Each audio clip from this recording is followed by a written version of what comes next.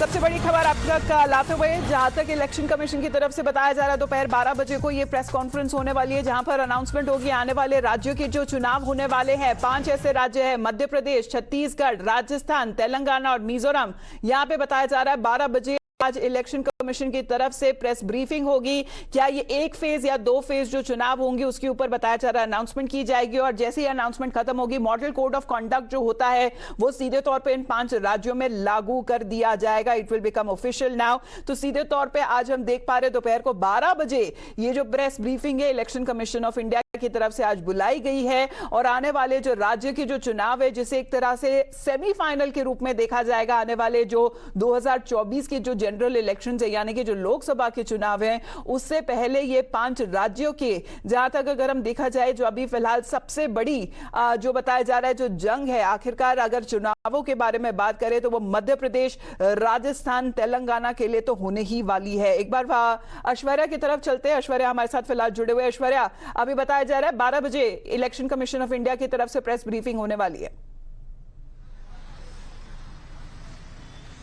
बिल्कुल, बहुत बड़ी खबर आने वाले चुनावों को लेकर, क्योंकि इलेक्शन कमीशन ने ये अनाउंस किया है कि 12 बजे वो डेट्स का अनाउंसमेंट करेंगे, कितने फेजेस में इन 5 राज्यों के अंदर चुनाव होंगे। कल ही इलेक्शन कमीशन की टीम के रीअसेसमेंट भी हुआ था, और इन 5 राज्यों में जो इलेक्शन कमीशन की टीम गई हुई थी रीअसेसमेंट करने के लिए, वहां से जानकारी जुटाने के लिए, वो तमाम टीम वापस लौटकर आ चुकी है। और आज 12 बजे अब दिल्ली के अंदर आकाशवाणी भवन पर election commission of India press briefing करेगी, जिसमें डेट्स का अनाउंसमेंट होगा। उसके बाद मॉडल कोड ऑफ कंडक्ट भी इन 5 राज्यों में लागू हो जाएगा।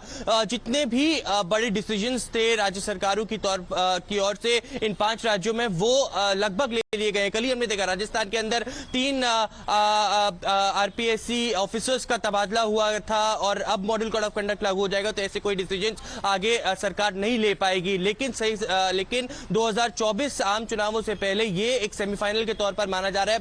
बीजेपी और कांग्रेस दोनों ही अपने दावेदारी पेश कर चुके हैं। कई जो उम्मीदवार हैं उनकी लिस्ट भी भारतीय जनता पार्टी ने तमाम राज्यों के लिए निकाल दी है। कांग्रेस की ओर से भी लिस्ट बाहर आ चुकी है, लेकिन फाइनल लिस्ट अभी भी कहीं ना कहीं आना बाकी है। जब चुनाव डिक्लेयर हो जाएंगे उसके बाद किस तरीके से पॉलिटिकल पार्टीज का रुख रहेगा, लेकिन अपने अपने नेताओं ने कहा है, राहुल गांधी ने भी कहा था कि मध्य प्रदेश, राजस्थान, छत्तीसगढ़ वो जीतने वाले हैं, और तेलंगाना में भी मजबूती से लड़ेंगे। लेकिन दूसरी ओर कहीं ना कहीं भारतीय जनता पार्टी भी पूरी तरीके से तैयार है, लेकिन सबकी निगाहें 12 बजे पर होंगी, क्योंकि these are much awaited announcement by the election commission which is to be declared at 12 noon today.